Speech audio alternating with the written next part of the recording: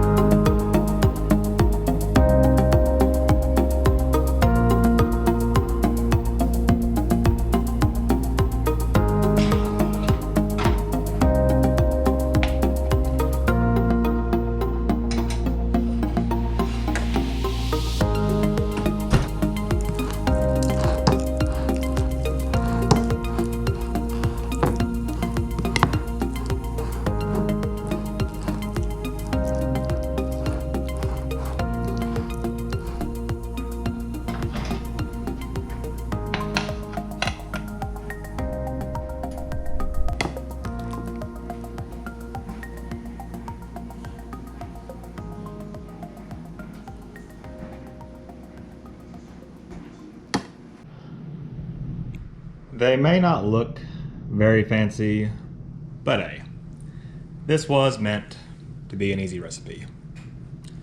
So here we have our vegan watermelon cupcakes.